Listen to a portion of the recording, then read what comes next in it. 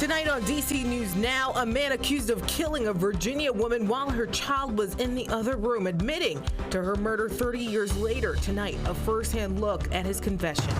After what has been a rather chilly week across the DMV, we'll let you know how much temperatures will warm up on Friday. A cash grab caught on camera in Montgomery County. The latest as police are looking for the person responsible. And a hidden fall joy. What we love about this time of year is that we really are a family tradition. A look at the perfect pumpkin festival right here in the DMV. You're watching the station covering all of the DMV. This is DC News Now. And thank you for joining us for DC News Now at 5. I'm Mark Hall. And good evening, I'm Elisa Gale. Right now, we're learning more about a chilling confession caught on camera, which led to an arrest in a cold case. Now, Stephen Smirk admitted to stabbing a 37-year-old mother to death in Fairfax County.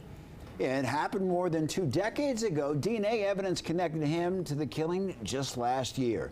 DC News Now's Haley Milon joins us in the newsroom with the details. Smirk was arrested in September of 2023, and just this past month he pleaded guilty to killing Robin Lawrence while her toddler was in the next room. All of this happening while he was stationed with the Army in Arlington. Smirk was living in New York State with his wife at the time of his arrest, and the now 52-year-old told investigators he'd been visiting a friend's house, drinking and taking pills. He said he felt the need to kill someone. That's when he entered Lawrence's home, who lived next door. He admitted to cutting her phone line and stabbing her. Lawrence's family members say this closure has been incredibly hard for them, particularly for her daughter. Had no premeditation of that is the house I'm going to target, anything like that. It just came over me that I don't know how to explain it. I cut her up pretty good. Robin's daughter is doing as well as can be expected. So to hear all of this now, many years later, it's hard. Very hard. Lawrence's family members say they feel that Smirk has no soul. Now, he's set to be sentenced in coming months, and as part of his plea agreement, he'll face no more than 70 years in prison. He is eligible for parole. In the newsroom, Haley Milon, DC News Now. Our thanks to Haley, taking a live look right now at the Washington Monument. It has been a beautiful day, great day for a walk. The sun felt so great. Meteorologist Damon Matson, much improved. Oh, chef's kiss almost out there from Mother Nature today. Yeah, we like having that slightly warmer air in place to go along with some of that crisp fall air. That perfect combination, that's all we wanted. And overall, it's been a quiet week, but yeah, we have had to fight off that chill. Today, we got that slight bump in temperatures, that slight improvement, and even during the overnight hours, we're getting there. It is going to be another cold one. We have frost advisories in place again, right through the heart of the DMV, through the central part of Northern Virginia, up into Washington, Frederick counties, parts of the Eastern Panhandle, but it's only a frost advisory. We are not seeing freeze warnings any longer, as those temperatures again won't get quite as cold tonight. And notice how these advisories do not push east into DC and the I-95 corridor, once again, where it will stay slightly warmer. And there we have it. Speaking of which, 62 degrees right now in the district, so it's not a major jump, but we did dial up the temps a few degrees more than the last few days. We have a few upper 50s to the west, but even out toward the mountains, the Shenandoah Valley, it did warm up to the upper 50s and low 60s today. So ever so gradually as we head through the evening time, we will of course cool things off. We'll drop those temperatures back into the 40s, but here's the big question. How much more are we going to warm things up as we head into your Friday, and of course, all important, the upcoming weekend? We'll have your full forecast and those answers coming up here in just a bit. All right, Damon, thank you. Well, right now we're less than 3 weeks away from Election Day, and in less than 100 days, the next president of the United States will be standing in front of the U.S. Capitol building to be officially sworn in. Right now, construction and security preps ahead of the 2024 election and January's inauguration here in the district. It comes a bit earlier than what we've seen in the past. DC News Now's Randy Bass joins us live from Lafayette Square Park. And Randy, some of the district's most iconic and historic spots look a little different right now. Yeah, Yeah, Mark, Annalisa, good evening. It may be hard to see it now, but behind this big, tall iron fence here in Lafayette Square Park sits the White House. Election Day is about 3 weeks away, Inauguration Day 3 months away, and security and construction crews are getting an early start on getting prepared. Behind the big iron fence, crews working on inauguration parade stands outside of the White House. Visitors like Carrie Mazzacco from Locust Grove, Virginia, who traveled in with family to see the sights. I wasn't expecting this so early and so soon. Disappointed to see it all blocked off.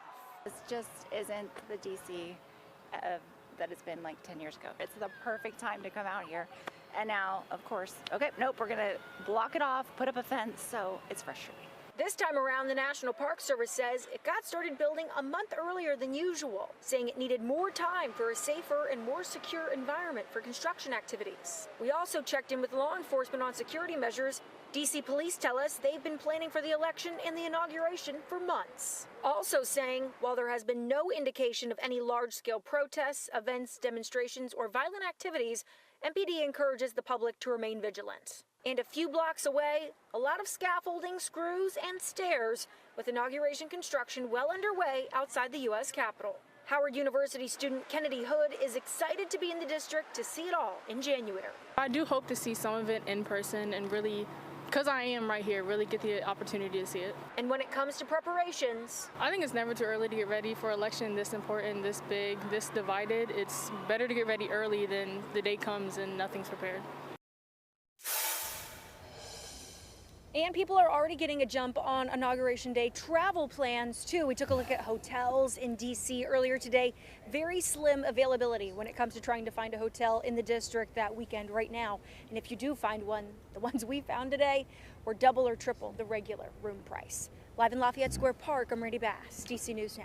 All right, Brandy, thank you. In Prince George's County, police are sharing more information about a body found near Greenbelt Elementary School. Police say that a woman was found dead Tuesday in the woods behind Ridge Road. And they've now identified her as Kathleen Hurt, and they say that foul play is not suspected. They're awaiting results of her autopsy. Well, your next trip out of Reagan National Airport could get easier. The Transportation Department plans to add 5 new daily flights to and from DCA. They include direct service to San Diego, San Antonio, Las Vegas, and Seattle. The new flights have been a point of contention among local leaders now who have concerns about overcrowding on the runways after several near misses at the airport. But flyers we spoke to today say they welcome this news. More crowded, but it would be great for people. The average person, I think it's great. Good idea. The Department of Transportation will take comments until October 30th. Israel says Hamas's top leader, Yahya Sinwar, has been killed in Gaza. Sinwar was a key person behind the October 7th attack in Israel. President Joe Biden released a statement this afternoon saying, quote, "This is a good day for Israel, for the United States, and for the world." And right now, police are looking for a man wanted for robbing 2 businesses in Silver Spring just seconds apart. The owner of one of the businesses talked to DC News Now's Kevon Dupree, who covers Montgomery County for us. She recounted the terrifying moments that's changing the way she does business. Last month, a man armed with a gun went into Gannett Ethiopian Market and Ruth's African Kitchen and demanded money from both establishments. The owners of each business say they are now traumatized by this experience. It was scary. It was scary. Ruth Jallo, owner of Ruth's African Kitchen, asked us not to show her face due to safety concerns. She says she was opening her restaurant for the day on September 26 when a stranger burst through the door. From the video, you see that, give me the register, give me the register. And then nobody answered him. We moved to the back, and then he went over the counter and then grabbed the register. As he grabbed the register, Jallo attempted to see who the intruder was. He had his face covered, his nose covered, he had his hand gloves and everything. So it was traumatizing. Once he left, Jallo's daughter, who was hiding in the bathroom, called 911. Seconds before coming into Ruth's African Kitchen, the same person was in Gannett Ethiopian Market, which is next door. He demanded money there, too. The owner of the market was too shaken to talk on camera about the incident. Because of what happened, Jallow made the decision to change the way she does business. You can Zelle, you can cash out, but I'm not doing cash anymore. That's what I told my workers. As much as we can, let's go cashless, because if you don't have cash, they won't rob you. As of Thursday, police have not made an arrest in this case. They're encouraging anyone with more information on the suspect to contact them. Reporting in Silver Spring, I'm Kevon Dupree, DC News Now. All right, Kevon, thank you. Virginians, your Dominion energy bills could go up. Dominion says that the demand for electricity is rising at its fastest rate since World War II, and they say the need will double by the year 2039. The company blames the number on data centers in the state. They say to meet a nearly unprecedented increase in the need for electricity, they plan to drastically increase the amount of energy they can generate from natural gas, plus renewable sources like wind and solar. Meanwhile, to pay for the increase in usage and production, the company expects the average residential customer's bill to increase by about 50% over the next 15 years. Increase in our monthly electric bills is unaffordable. And if the data centers are causing this inflation of our electric bills, then they need to be held accountable. All of our customers, regardless of what type of customer they are, pay for the power that they use. So if you're a data center and you get billed for the power that you use. If you're a residential customer and a homeowner, you get billed for the power that you use.